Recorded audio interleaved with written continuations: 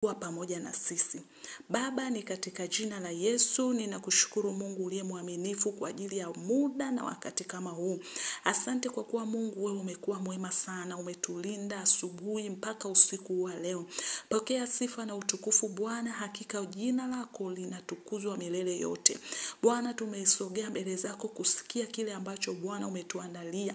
Ninaomba rehema, ninaomba toba Bwana kwa ajili ya maisha yetu, kwa ajili ya siku nzima ya leo. Inawezekana hatujatembea sawasawa na kile ambacho Bwana ulikusudia tukifanye, lakini Mungu tukaenda nje ya mstari wako. Bwana, uturehemu, utusamee, maana wewe umesema tukiziungama dhambi zetu wewe ni mwaminifu na wa haki, hata unatusamee na kutusafisha na udhalimu wote. Bwana Yesu, turehemu, tusamee kabisa. Watoto wako tumesogea mbele zako Bwana usiku wa leo, tukitamani kula na kusikia na kuona wema wako kwenye maisha yetu. Bwana, ninaenda kuweka wakfu ibada hii mikononi mwako kwa damu ya Yesu, ukaitumie wewe peke yako kwa ajili ya utukufu wako mkuu Bwana.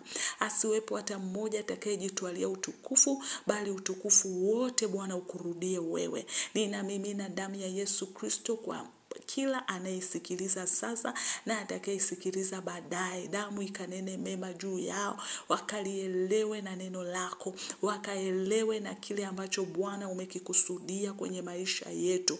Ni katika jina la Yesu Kristo ninakusihi Roho Mtakatifu tufundishe na utuelekeze, katika jina la Yesu Kristo. Amen and amen. Bwana Yesu asifiwe. Basi mpendwa msikilizaji, kama ambavyo umesikia kwenye posti zetu, umeona kwenye posti zetu kuhusiana na kichwa chetu cha somo kwamba mwanamke zijue njia za kutoka kwenye ghadhabu ya Mungu. Ninajua umewahi kusikia au umewahi kujua ghadhabu ya Mungu ni nini. Basi kabla sijasema lolote, twende kwanza tukaelewe maana ya ghadhabu ni nini. Ghadhabu ya Mungu, ghadhabu kwa neno lingine ni hasira ya Mungu, kwamba hasira ya Mungu, ghadhabu ya Mungu ni hasira ya Mungu kuwa juu ya mtu. Kwa hiyo unaweza ukawa unapita kwenye maisha, lakini usijue kwamba unapitia kwenye hasira. Kuna vitu unapita kwenye hasira ya Mungu. Ndio maana ninasema hivi, ghadhabu ya Mungu ni hasira ya Mungu kuwa juu ya mtu, na Mungu kuachilia mapigo, uharibifu, tauni juu ya mtu kwenye maeneo mbalimbali ya maisha yake. Inawezekana ikawa kwenye uchumi, inawezekana ikawa kwenye shule, inawezekana ikawa kwenye afya, inawezekana ikawa kwenye biashara, ndoa na mahusiano. Bwana Yesu asifiwe.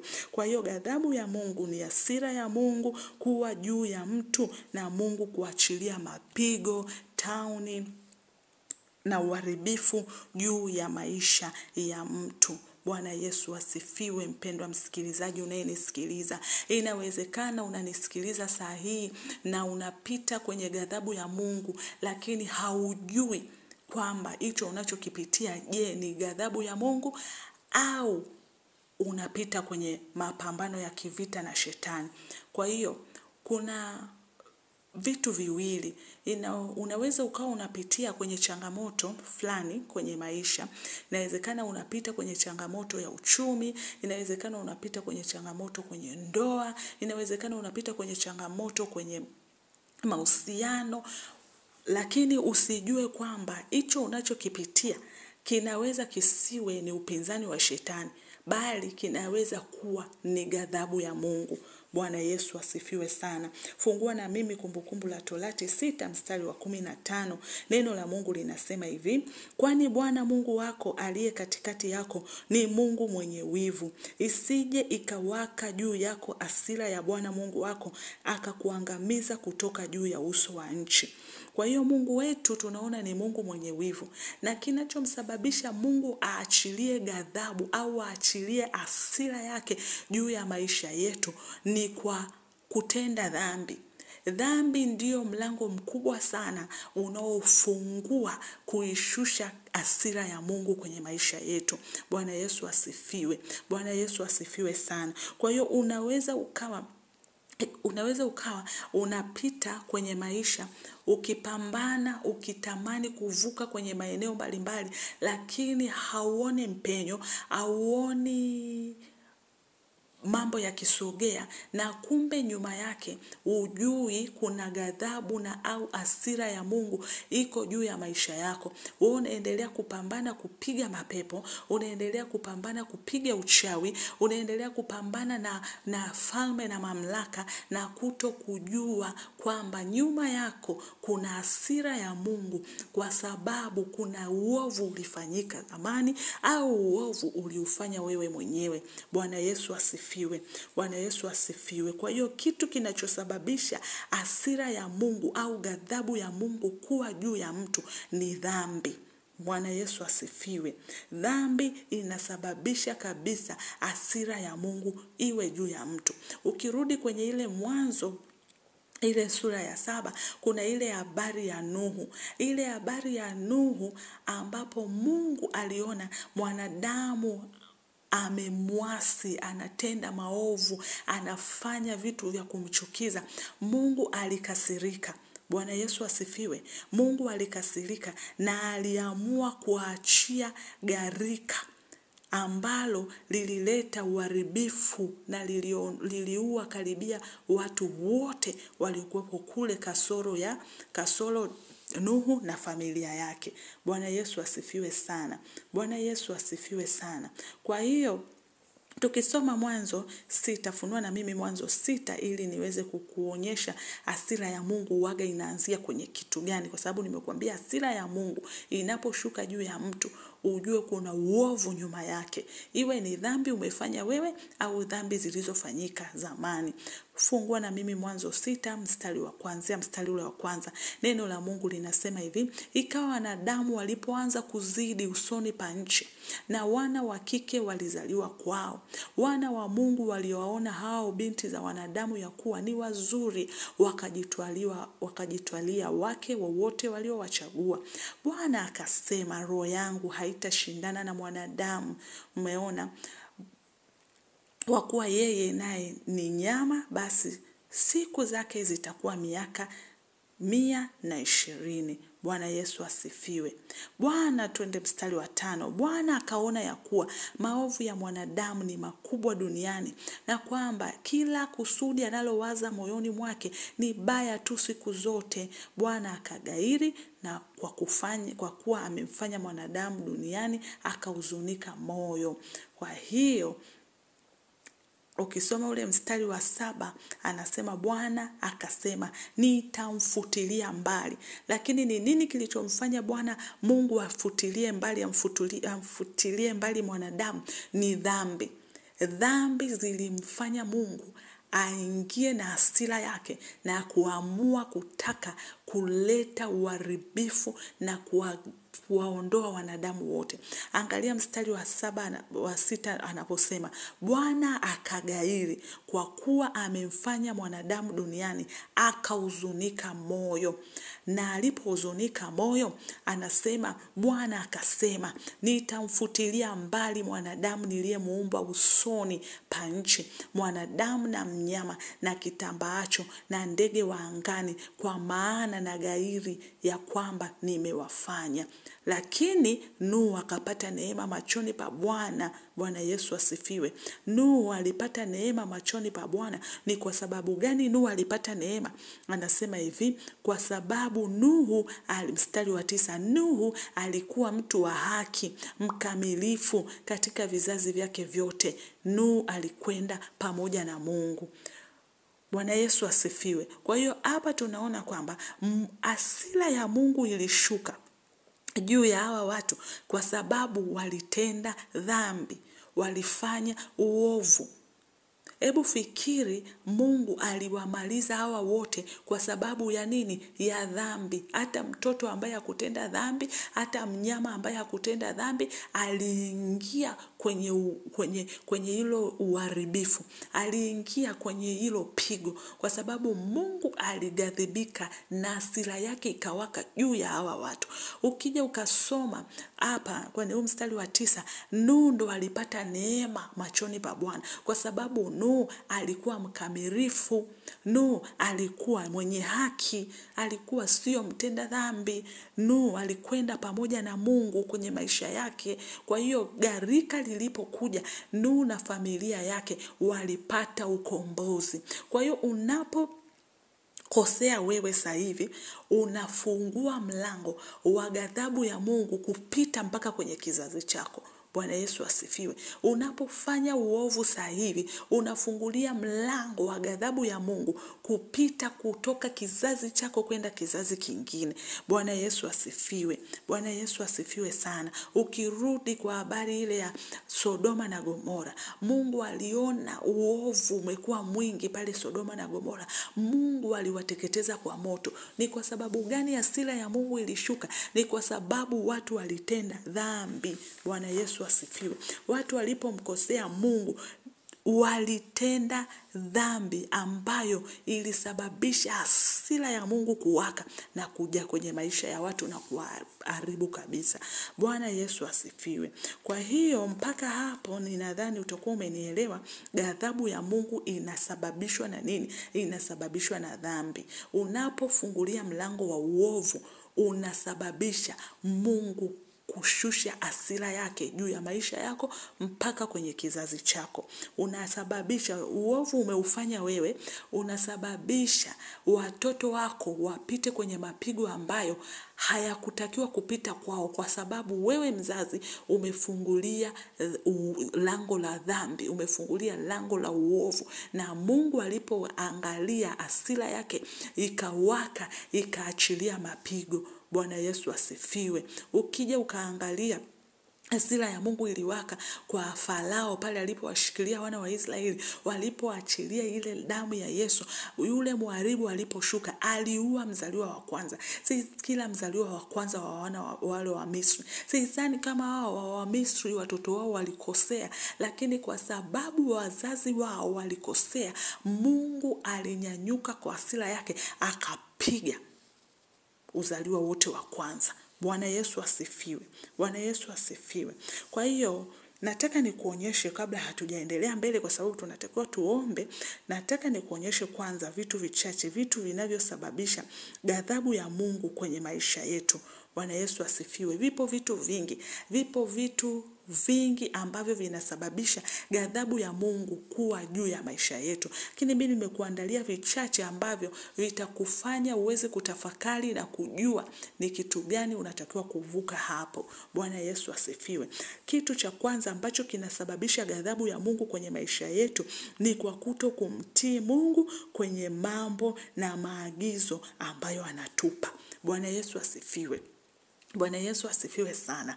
Unakuta sisi kama watu tuliookoka tunajua kabisa vitu fulani Mungu amevikataza au vitu fulani Mungu amekuelekeza. Unapoacha kufanya kile kitu ambacho agizo au taratibu ambazo Mungu amekupa, umeacha kumtii Mungu, hasira ya Mungu inawaka juu ya yule mtu ambaye hataki kutii na kufanya kile ambacho Mungu amekiagiza. Mfano wa watu ambao walipita kwenye ghadhabu ya Mungu, ukimwangalia Adamu na Eva. Adamu na Eva walipata neema ya ishi kwenye bustani ya Eden, lakini Mungu alitoa maagizo yake, akawaambia kwenye mti huu, miti yote ya matunda mtakula, lakini kwenye mti huu msile tunda katika mti huu. Bwana Yesu asifiwe. Mungu aliwapa maagizo, lakini wao kwa kutokutii kwao hawakufanya kama vile Mungu ambavyo amewaagiza. Bwana Yesu asifiwe. Bwana Yesu asifiwe sana. Kwa hiyo hapo Mungu alipokuja akawakuta wako uchi, hawana nguo, moja kwa moja Mungu akagundua kwamba hawa watu wameniasi, wamekengeuka, wametoka kwenye maagizo ambayo nimewaagiza. Ndipo hapo Mungu hasira yake ikawaka. Neno la Mungu linasema katika Mwanzo 3 mstari wa 24, neno la Mungu linasema hivi: basi akamfukuza huyo mtu, akaweka makerubi upande wa mashariki wa bustani ya Edeni, na upanga wa moto uliogeuka huko na huko kuilinda njia ya mti wa uzima. Bwana Yesu asifiwe. Tunaona hapa Adamu na Eva walipoacha kutii na kutenda sawasawa maagizo ambayo Mungu aliwapa, Mungu aliwafukuza. Tayari tunaona hapo ni hasira ya Mungu iliwaondoa bustani ya Edeni. Kwa hiyo waliondolewa bustani ya Edeni, na Mungu aliweka makerubi watakaolinda. Na hao makerubi sio tu wanalinda, walikuwa na upanga wa moto uliogeuka huko na huko kulinda njia ya mtu wa uzima wa milele, kwamba hawa watu hawakupaswa kurudi na hawakutakiwa kurudi tena.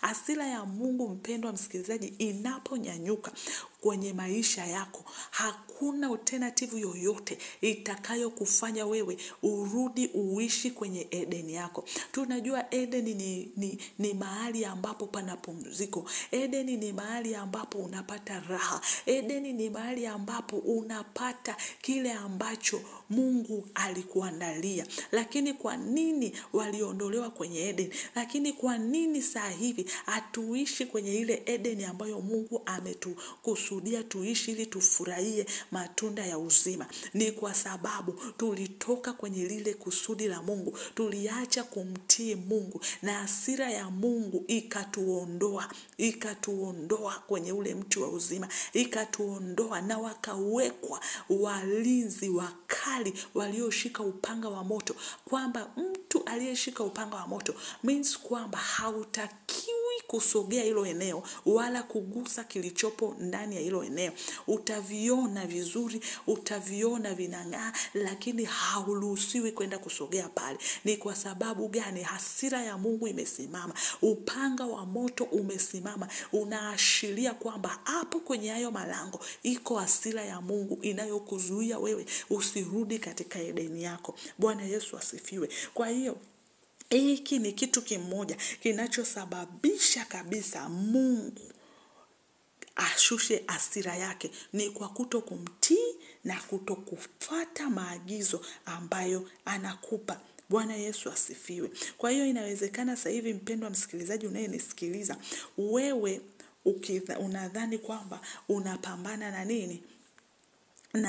Na mapepo. Unadhani unapambana na nguvu za giza, lakini hujui kwamba unapambana na ghadhabu ya Mungu. Bwana Yesu asifiwe. Bwana Yesu asifiwe. Sio kila mara kunakuwa na mapepo. Sio kila mara ni shetani anapambana na wewe. Ni kweli shetani yuko kwa ajili ya kupambana na maisha ya watu, lakini kuna muda kabisa shetani hayuko hapo. Kuna muda kabisa hujajua unachopambana nacho. Kuna ghadhabu ya Mungu. Inawezekana umepita kwenye situation ngumu kwa muda mrefu. Yawezekana ni uchumi, yawezekana ni magonjwa, yawezekana ni mahusiano, yawezekana ni madeni, yawezekana ni kukataliwa. Lakini wewe umeomba na kuomba na haupati majibu. Umeomba na kuomba na hauone mpenyo miaka na miaka. Kumbe nyuma yake kwenye hiyo changamoto unayopitia iko hasira ya Mungu. Kuna ghadhabu ya Mungu iko juu yako na haujui. Umepata muda wa kupambana sana na nguvu za giza ukidhani ni nguvu za giza. Lakini Roho Mtakatifu alikuja kuniambia kwamba watu wengi wanangu wanapita kwenye ghadhabu yangu na hawajui. Wanapita kwenye hasira yangu na hawajui, kwa sababu wameniacha, kwa sababu wameniasi, kwa sababu wameacha kunitii na kufuata maagizo ninayowapa. Kwa hiyo nimewapiga kwa ghadhabu yangu na hawajui. Wamefungwa macho, hawajui kwamba hiyo ni ghadhabu yangu. Wameishia kufanya nini? Kupambana na wachawi, wanapambana na nguvu za giza, lakini kilichoko nyuma ni hasira ya Bwana. Bwana Yesu asifiwe sana. Hebu tusome, fungua na mimi Wafalme wa Pili sura ya 17 kuanzia ule mstari wa 25. Neno la Mungu linasema hivi: basi ikawa wakati ule walipoanza kukaa huko hawakumcha Bwana. Kwa hiyo Bwana akapeleka simba katikati yao, nao wakauawa baadhi yao. Hawa ni wana wa Israeli. Walipopelekwa Samaria, waliacha kumwabudu Mungu wa nchi. Waliacha kumwabudu Mungu wa nchi ambaye ndiye Mungu wa kweli. Kwa hiyo Mungu alighadhibika, hasira yake iliwaka ndani yao, akapeleka simba. Hebu fikiri hasira ya Mungu ikishuka juu ya mtu. Najua tunaishi tukidhani tu ni tunapambana na wachawi na mapepo na nguvu za giza, lakini hasira ya Mungu ni kubwa kuliko hayo mauchawi tunayoyaogopa. Hasira ya Mungu ni kubwa kuliko hayo mapepo tunayodhani ndio tunapambana, tunayoyaogopa, tunayopambana nayo. Lakini hebu angalia hapa, neno la Mungu linasema Bwana alipeleka simba katikati yao. Hawa watu hawakujua kwamba ni Mungu ndiye aliyetuma simba wakawaua. Wao wakadhani, inawezekana hao watu walidhani ni uchawi, walidhani ni mapepo, walidhani ni adui, lakini ni kwa sababu hawakumcha Bwana. Kwa hiyo Bwana akapeleka simba katikati yao. Unapoacha kufata maagizo na kutii kile Mungu ambacho amekiweka kwenye maisha yetu sisi kama Wakristo, unasababisha hasira ya Mungu ishuke juu yako na kukuharibu na kukumaliza. Kwa hiyo inawezekana sasa hivi unapita kwenye changamoto fulani, umechoka, umekata tamaa, umeomba, umefunga, umefanya vitu vyote vya kiroho, huoni mpenyo, unasema ni shida gani? Ujue iko hasira ya Mungu, iko ghadhabu ya Mungu iko juu yako. Bwana Yesu asifiwe. Bwana Yesu asifiwe sana. Twende kwa haraka. Kitu kingine ambacho kinasababisha Mungu aachilie hasira ni kwa kukataa wito alioweka ndani yako. Hapa sitasoma na kutajia Yona sura ya 1 mstari wa 1 hadi 12. Pata nafasi kusoma hiyo habari ya Yona. Hapa Yona alitumwa na Mungu. Nimekuambia kwamba kwa kukataa wito Mungu aliyoweka ndani yako. Yona alianza kukataa wito ambao Mungu alimtuma kwenda Ninawi.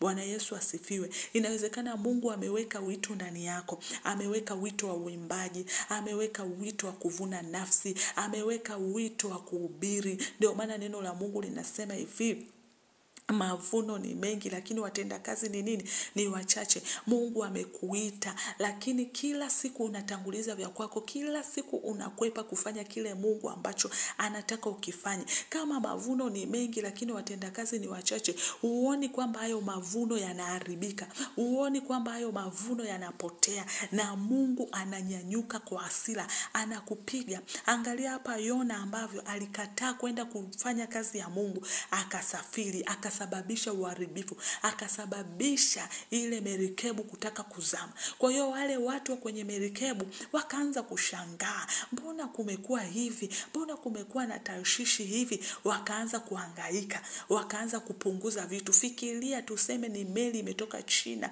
inaleta mzigo wa magari, labda Japani inaleta mzigo wa magari Tanzania. Wakaanza akapanda mtu ambaye amekimbia wito.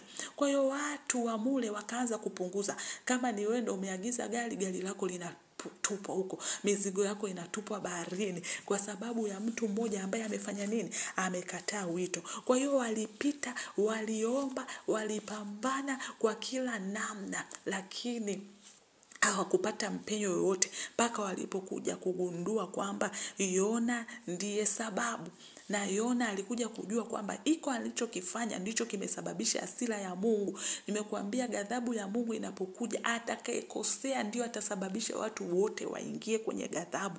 Bwana Yesu asifiwe. Kwa hiyo hapa tunaona unapokataa wito, kama Mungu ameweka wito, wewe ni muombaji, wewe ni muimbaji, wewe ni mhubiri, wewe ni mtenda kazi, unacho kitu ambacho unatakiwa ukifanye ili ufalme wa Mungu uende mbele, ili watu waokolewe, ili watu wavushwe, ili watu watoke kwenye changamoto zao, maana Mungu ameweka kitu uwasaidie hao wengine vile vile alichokiweka, anaamini lakini wewe umejivuta kukifanya, umesababisha ghadhabu ya Mungu kwenye maisha yako, Mungu ameachilia mapigo mbalimbali kwenye familia yako, ameachilia mapigo kwenye uchumi wako, ameachilia mapigo kwenye ndoa, kwenye familia, kwa watoto, kwa sababu umekataa kufanya lile kusudi ambalo Mungu amekukusudia kufanya. Bwana Yesu asifiwe. Kitu kingine ambacho inasababisha ghadhabu ya Mungu ni kwa kuabudu miungu mingine. Bwana Yesu asifiwe. Unapoacha kumwabudu Mungu wa kweli na kuabudu miungu mingine. Naposema miungu mingine, kuna sanamu nyingi ambazo watu wanaziabudu. Mwingine ni simu, akianza kuchati au akianza kuperuzi kwenye mitandao ya kijamii ni muda mrefu kuliko hata muda anaompatia Mungu. Bwana Yesu asifiwe. Mwingine akikaa kwenye TV. Kwa hiyo unakuta Mungu anapata ile ghadhabu, anachukia. Kuna watu nimeshawahi kuwasikia kwamba kila anaponunua simu, yeye anadhani ni mapepo kwamba ndio yanaharibu simu yake. Kumbe nyuma yake kuna ghadhabu ya Mungu ndio inapiga hiyo simu. Kwa hiyo unakuta mtu hakaji na simu ya kila siku, simu ni mbovu au simu inaharibiwa. Mtu anunua simu za gharama, ameshafanya vitu vya gharama, sijui simu, sijui laptop, sijui TV. Kwa hiyo Mungu anaangalia, anaona hicho kitu umekibadilisha, kimekuwa sanamu kwenye maisha yako, na yeye anaamua kuachilia mapigo. Anaachilia mapigo na uharibifu kwenye hicho kitu, kwa sababu hasira yake inawaka. Anaangalia ni kitu gani kinachukua muda kwa mwanangu, anashindwa kuniabudu mimi, anaabudu vitu vingine. Kwa hiyo Mungu anaponyanyuka, anaenda kupiga kile ambacho wewe umekigeuza kuwa sanamu, wewe umekigeuza kuwa Mungu, wewe umekigeuza kuwa miungu. Mungu ananyanyuka. Kwa hiyo miungu sio tu uchawi, sio tu uganga, sio tu mizimu, hata vitu ambavyo unatumia muda mrefu kukaa nacho kuliko Mungu atapita kukiharibu kwa hasira yake. Bwana Yesu asifiwe sana. Bwana Yesu asifiwe. Fungua na mimi Zaburi 78 mstari wa 56. Neno la Mungu linasema hivi: lakini walimjaribu Mungu aliye juu, wakamwasi, wala hawakuzishika shuhuda zake, bali walirudi nyuma, wakaahini kama baba zao, wakaepea kama upinde usiofaa, wakamkasirisha kwa mahali pao pa juu, wakamtia wivu kwa sanamu zao. Umeona, abudu kitu kingine, unanyanyua wivu wa Mungu unainuka, kwa sababu Mungu hataki kushia utukufu na kitu kingine. Anasema Mungu akasikia, akaghadhabika, akamkataa Israeli. Bwana Yesu asifiwe. Bwana Yesu asifiwe sana. Kwa hiyo Mungu alipoghadhibika, akamkataa Israeli. Soma sasa ule mstari wa 63. Anasema hivi: moto ukawala vijana wao. Umeona? Moto ukawala vijana wao, wanawali wao hawakuimbiwa nyimbo za harusi. Tazama hapa, unaambiwa hawakuimbiwa hata nyimbo za harusi. Ndoa zilikoma kwenye hiyo familia kwa sababu kulikuwa na ghadhabu ya Mungu. Wewe ni binti, unatamani kuingia kwenye mahusiano yatakayokupeleka kwenye ndoa, lakini kwenye familia yako hicho kitu kimekoma.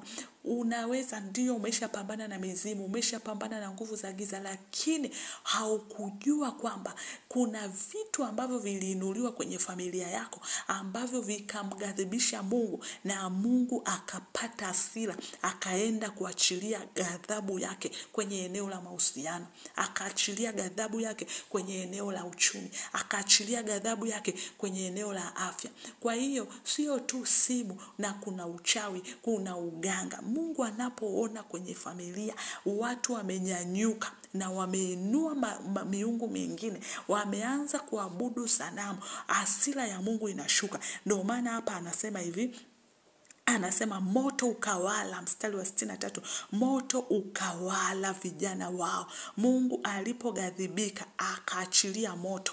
Moto ukawala vijana wao, wanawali wao hawakuimbiwa nyimbo za harusi. Kwa hiyo hapo ndoa zilikoma. Hakuna binti aliyoolewa kwenye hiyo familia, hakuna binti aliyechumbiwa. Kwa sababu gani? Mungu aliachilia hasira yake. Kwa hiyo wewe unaweza ukadhani unapita kwenye changamoto fulani. Unaona kama hapa tunatolea mfano wa kuolewa, kwa sababu wanasema hivi, wanawali wao hawakuimbiwa nyimbo za harusi. Hakuna cheleko zilizolia kwenye hiyo nyumba. Kwa sababu gani? Iko ghadhabu ya Mungu kwenye hiyo familia, kwa sababu wameinua miungu mingine na kuiabudu. Bwana Yesu asifiwe. Na neno mstari wa 64 anasema hivi, makuhani wao walianguka kwa upanga, wala wajane wao hawakuomboleza. Bwana Yesu asifiwe. Bwana Yesu asifiwe sana. Kwa hiyo unaona kwamba unaponyanyuka na kuabudu miungu mingine, unanyanyua hasira ya Mungu. Kuabudu miungu mingine, unaweza wewe ukawa uendi kwa waganga, uendi kwa wachawi, uendi kwa wasoma nyota, uendi kwa nini, lakini kuna vitu umevifanya kama sanamu nyumbani kwako. Iwe ni simu, unaitumia muda mrefu kuliko kutumia muda wako na Mungu. Unatumia muda mrefu kwenye TV kuliko muda wako na Mungu. Unatumia nini muda mrefu kuliko na Mungu? Hiyo tayari ni ibada ya sanamu, ni umenyanyua sanamu. Ndiyo hapa Mungu anasema alikasirika, akatuma moto ukawala vijana wao, na kwa wanawali wao haikusikika kelele ya shangwe za harusi. Bwana Yesu asifiwe. Naamini hapo umenielewa. Kitu kingine ambacho kinasababisha, na kutajia vitu vichache tu ambavyo vinasababisha ghadhabu ya Mungu iwe juu ya maisha yako, ni kwa kusema watumishi wa Mungu. Wale watumishi wa Mungu walioitwa, nasemea watumishi wa Mungu walioitwa na Mungu. Bwana Yesu asifiwe. Bwana Yesu asifiwe. Hapa hii habari tutaipata kwenye Hesabu 12:10. Tunaona Musa alipooa mwanamke Mkushi, yule Mariamu na Haruni walianza kujiuliza na kuanza kusema, kweli hapa Mungu ameita, kweli Mungu hapa amekusudia hiki na hiki. Kwa hiyo walianza kuongea vitu ambavyo havikufaa, lakini tunaona mwisho wa siku Mariamu alipigwa na ukoma. Ghadhabu ya Mungu ilimpiga kwa ukoma, ilimpiga na ukoma yule Mariamu. Kwa hiyo tujiepushe sana sisi kama wanawake, kama Wakristo, tujiepushe sana kuwasema watumishi. Unafungulia mlango wa hasira ya Mungu kwenye maisha yako na kizazi chako. Kwa sababu inawezekana huyo mtumishi aliyeitwa na Mungu hujampenda wewe, au hujapenda kile anachokifanya. Basi ni heri umwache aendelee na hiyo kazi ya Mungu, na uache kumuongelea, kwa sababu unaponyanyuka kwa mtu, unaona kama hapa Mungu aliwaambia Mungu alikuwa anamuona Musa ni mtu mpole. Katika wanadamu wote Mungu alimuona Musa ni nini? Ni mpole. Lakini hawa Mariamu hawakuona kwamba, tusome, kwa hebu nikusomee. Tuanze ule mstari wa 8. Kwake nitanena, Mungu alikuwa anasema sasa. Tuanzie mstari wa 6. Neno la Mungu linasema hivi, Hesabu 12. Anasema, kisha akawaambia, baada ya kuwasikia sasa wanaongea, kisha akawaambia, sikizeni basi maneno yangu. Akiwapo nabii kati yenu, mimi Bwana nitajifunua kwake katika maono, nitasema naye katika ndoto. Sivyo ilivyo kwa mtumishi wangu Musa, yeye ni mwaminifu katika nyumba yangu yote. Kwake nitanena mdomo kwa mdomo, maana wazi kwa wazi, wala si kwa mafumbo. Utaendelea kuisoma hii habari. Hasira za Bwana zikawaka juu yao, naye akaenda zake. Umeona, hasira ya Mungu iliwaka juu yao, na Mariamu akawa mwenye ukoma mweupe kama theluji. Bwana Yesu asifiwe. Hasira, mstari wa 9 inasema hasira za Bwana zikawaka. Kwa hiyo tujiepushe sana kuwazungumzia na kuwasema watumishi wa Mungu, wale walioitwa na Mungu.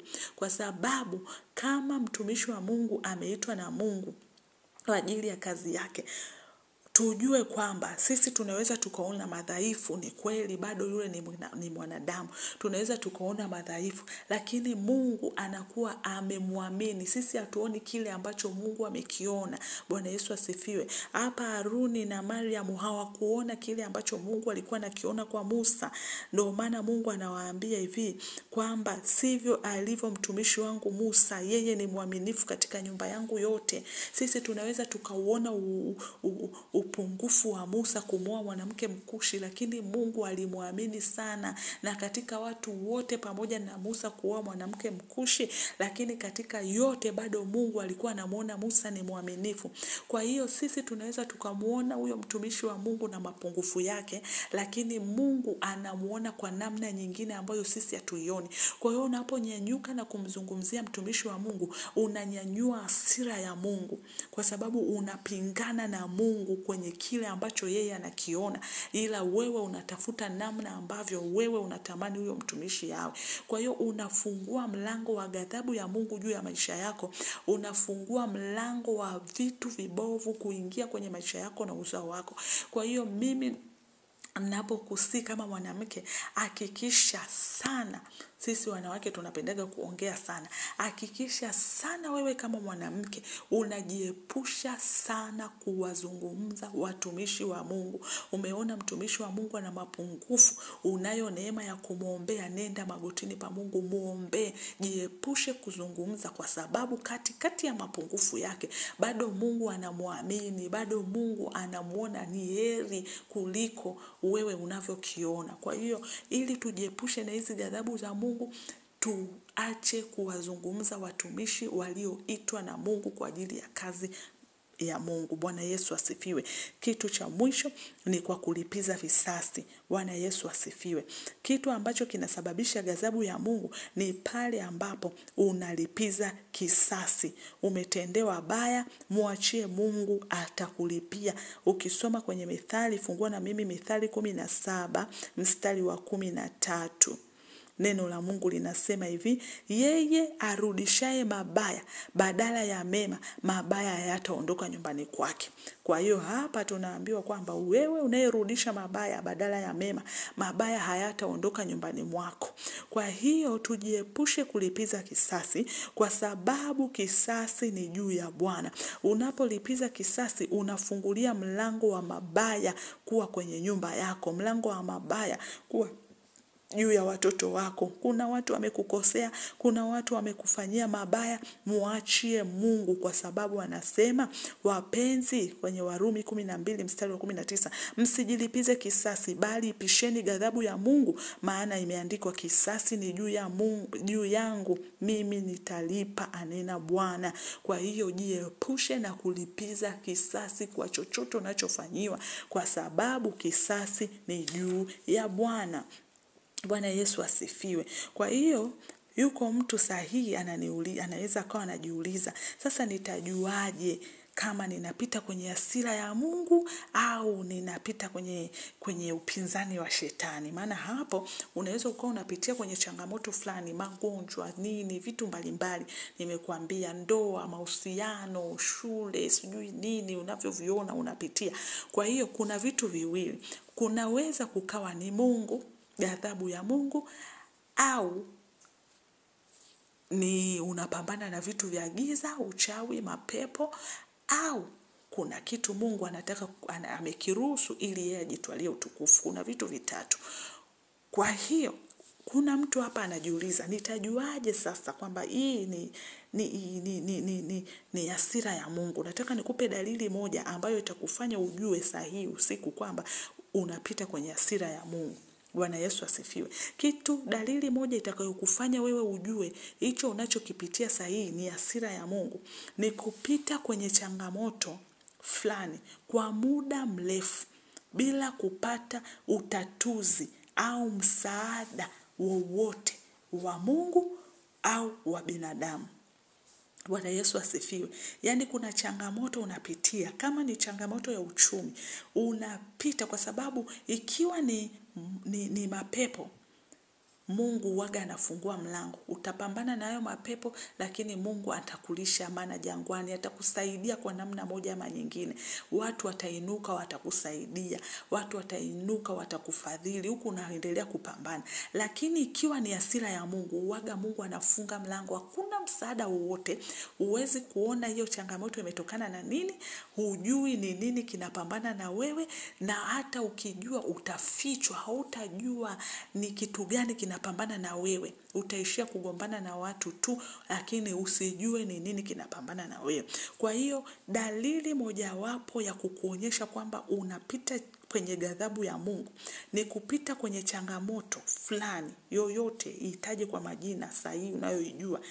Unaipitia kwa muda mrefu, miaka mingi au miezi mingi bila kupata utatuzi.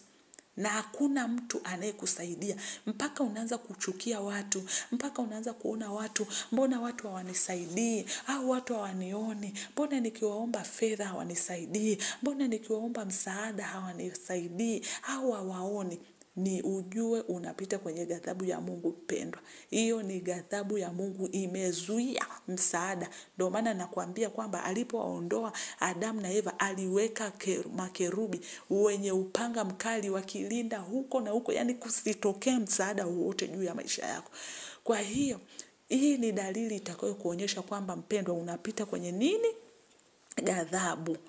Na hiyo ghadhabu ya Mungu ukiwa unapitia, hakuna mtu anayeweza kukusaidia. Yani Mungu anafunga mlango, hata hamna mtu anayenyanyuka kuleta msaada kwenye maisha yako.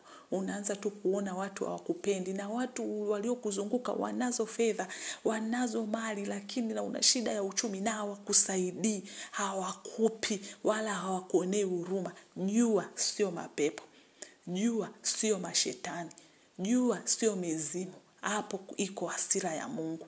Na unapita kwenye hiyo changamoto, hata watumishi wenyewe hawajui chanzo cha hiyo shida ni nini, mpaka Mungu awafunulie. Hawajui ni nini, huyu anapitia kitu gani, mbona kinasumbua muda mrefu, hakina majibu. Jua iko ghadhabu ya Mungu ndio imesababisha hayo. Bwana Yesu asifiwe sana. Bwana Yesu asifiwe sana. Kwa hiyo twende ufanye nini sasa, kama ambavyo posti yetu inasema. Ufanye nini sasa ili utoke kwenye hiyo ghadhabu? Cha kwanza mpendwa, ni lazima uokoke. Bwana Yesu asifiwe.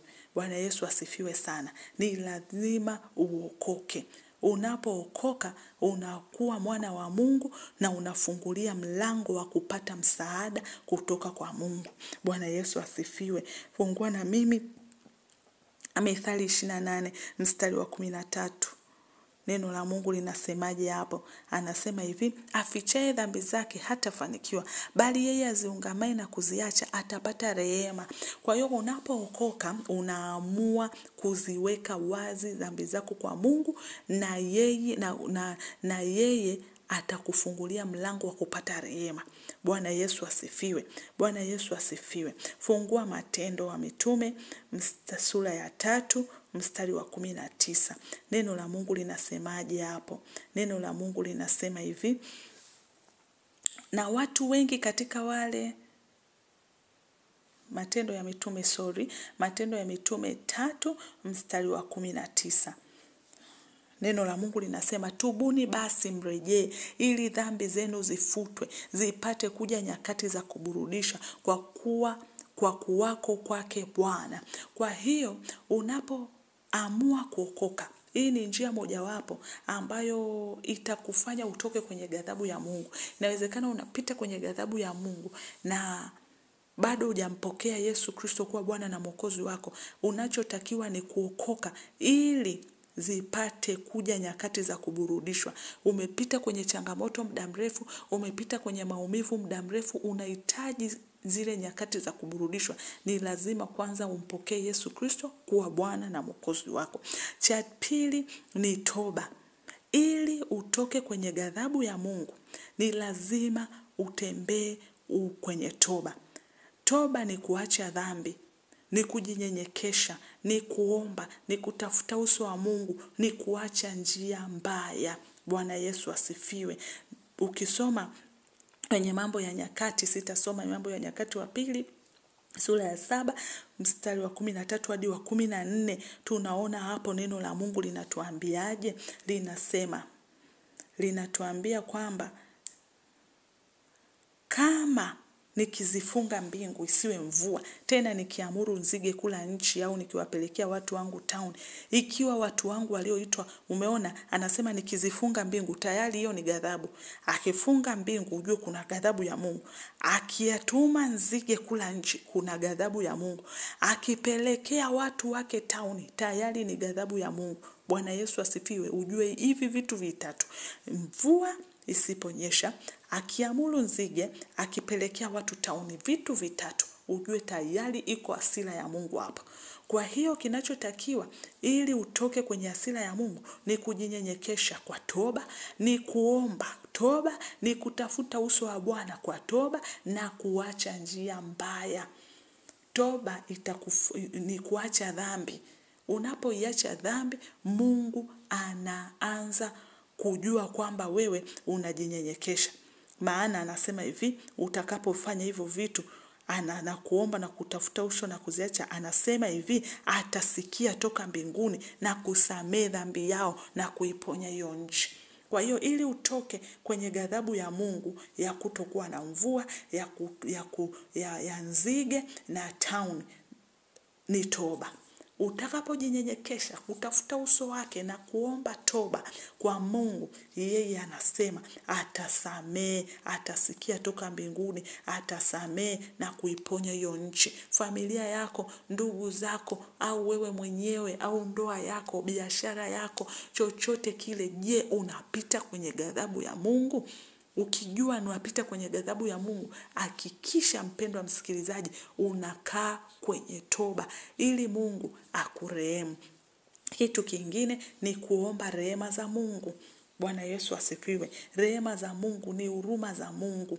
Bwana Yesu asifiwe. Huruma za Mungu tunazihitaji kwenye nini? Kwenye uchumi, kwenye ndoa, kwenye uzao, kwenye mahusiano. Tunapita mahali ambapo unaona kabisa hakuna huruma za Mungu. Huruma za Mungu ni rehema. Hizo rehema za Mungu ni Mungu kukusamehe, ni Mungu kukupa nafasi ya pili. Bwana Yesu asifiwe. Ni Mungu kukuvumilia, ni Mungu kukupa nafasi nyingine, ni Mungu kukurehemu. Kwa hiyo unapoona unapita kwenye ghadhabu ya Mungu, njia itakayokusaidia wewe kutoka ni rehema za Mungu, ni huruma za Mungu. Unatakiwa uziitie kwenye uchumi wako, uziitie kwenye ndoa, uziitie kwenye huduma, uziitie kwenye uzao, maana rehema inafungua malango makubwa. Bwana Yesu asifiwe. Bwana Yesu asifiwe sana. Ukisoma kwenye Maombolezo 3 ule mstari wa 22 mpaka wa 23, neno la Mungu linasema ni huruma za Bwana kwamba hatuangamii, kwa kuwa rehema zake hazikomi, ni mpya kila siku asubuhi, uaminifu wako ni mkuu. Kwa hiyo ili tutoke kwenye ghadhabu ya Mungu, tunahitaji rehema za Mungu sana, zitutoe hapo. Kwa sababu rehema, utakapoomba haya maombi usiku wa leo, mpendwa msikilizaji, utaona Mungu ambavyo rehema ya uwaga inafunua. Utaona Mungu ambavyo atakufunulia siri za ajabu.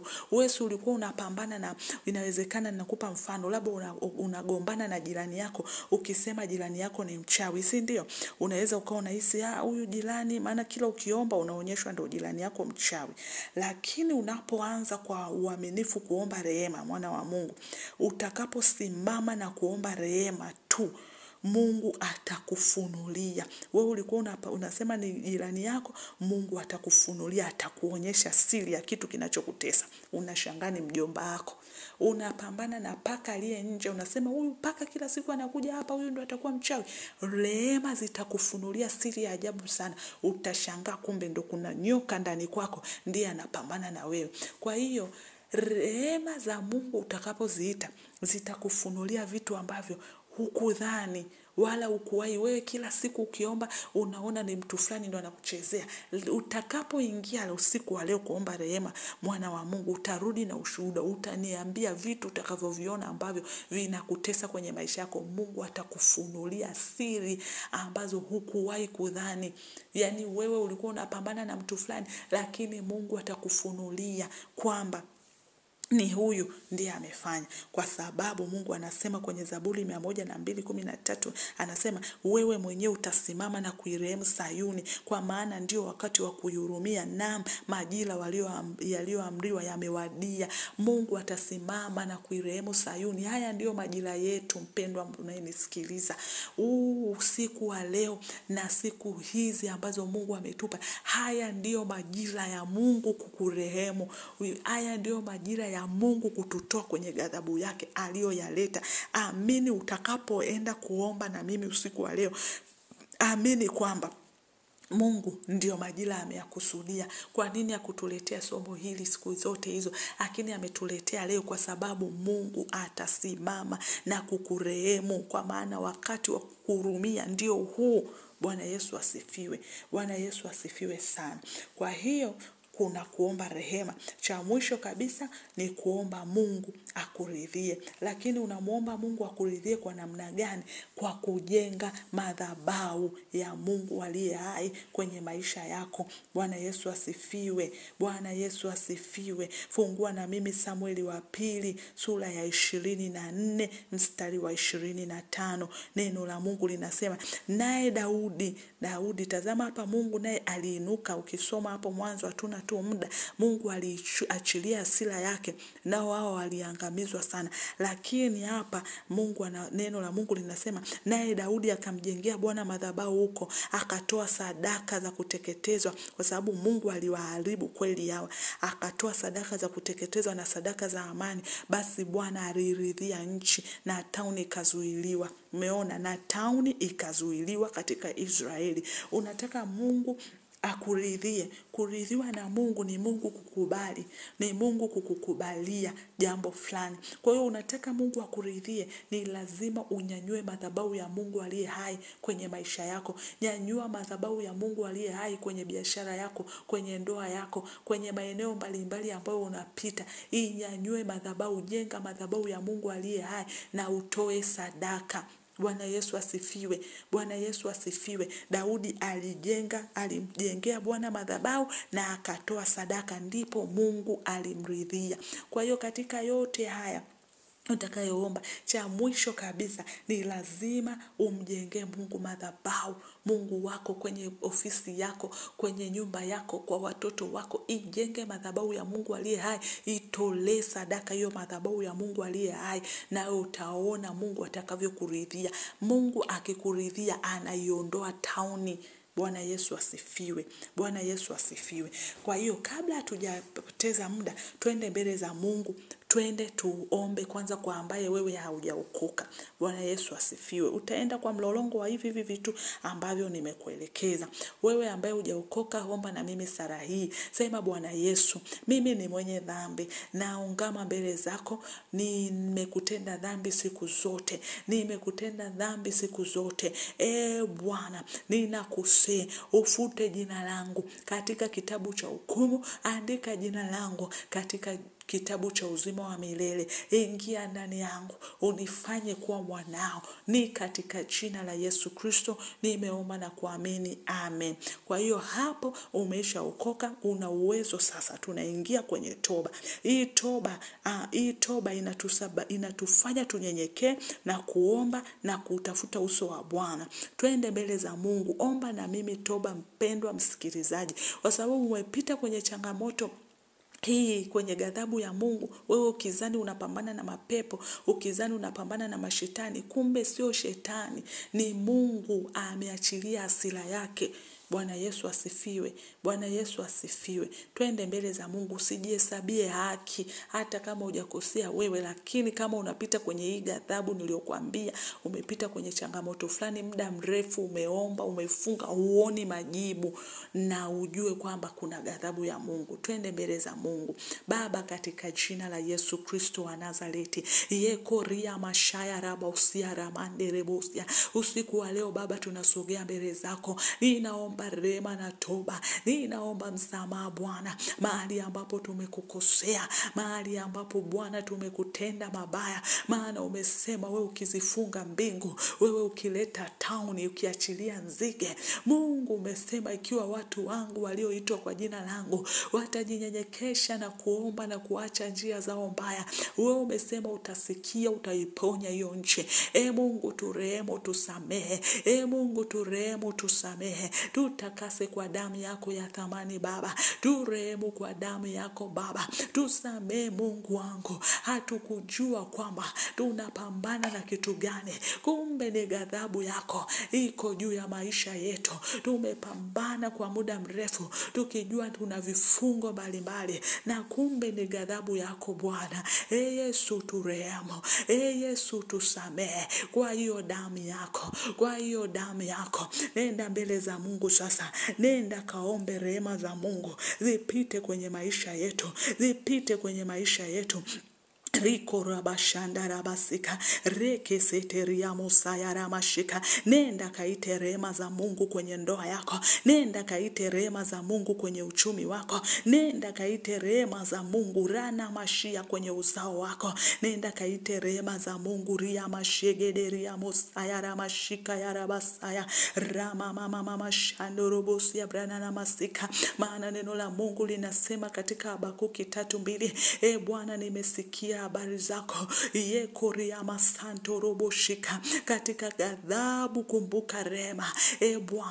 Bwana tunaomba rehema zako katikati ya ghadhabu yako.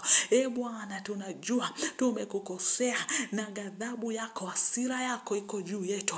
Imeachilia nzige, imeachilia tauni, imeachilia mapigo na uharibifu. Bwana tunaomba utuhurumie. Bwana tunaomba utuhurumie. Endelea kuita huruma za Bwana mahali ambapo unaona kabisa umepambana kwa muda mrefu na haupati msaada wowote. Ni kama Mungu amenyamaza, ni kama Mungu amekuacha mwenyewe. Ziite rehema zake zikusaidie. Ziite rehema zake zikusaidie. Maana ni mpya kila siku. Maana ni mpya kila siku. Makori ya mashando robosia. Ita rehema za Mungu sahi. Ita rehema za Mungu zikufungulie mlango mkubwa. Zikufungulie mlango mkubwa usiku wa leo. Redeboshi ya ramanderebosia. Rikarabababa shando robosika ya rabashaya. Kwa damu ya Yesu. Kwa damu ya Yesu. Kwa damu ya Yesu. Manderi ya maya. Mama shaka. Nenda mbele za Mungu sasa. Achilia. Jenga madhabahu ya Mungu aliye hai, kama ambavyo Daudi alijenga madhabahu ya Mungu na akatoa sadaka. Bwana akawaridhia. Bwana akawaridhia. Riko robo saya rabashika. Rika rabasanda rabakuria moshaya. Baba, ninajenga madhabahu ya Mungu aliye hai juu ya maisha ya watoto wako. Ninajenga madhabahu ya Mungu aliye hai kwenye uchumi wao. Ninajenga madhabahu ya Mungu aliye hai kwenye ndoa zao, kwenye biashara zao, kwenye kila kitu cha kwao ambacho kilipigwa na ghadhabu yako. Ninajenga madhabahu ya Mungu aliye hai. Nasi tunatoa sadaka ya damu ya Yesu. Nami ninatoa sadaka ya damu ya Yesu. Hiyo ndio sadaka ya mwisho. Hiyo ndio sadaka ya mwisho inayoweza kutusaidia. Ninatoa sadaka ya damu ya Yesu kwenye hiyo madhabahu katika jina la Yesu Kristo wa Nazareti uliye hai. Mungu kathibitike juu ya watoto wako. Basi mpendwa msikilizaji, kwa sababu ya muda, endelea kupita kwenye pointi hizi kuanzia toba.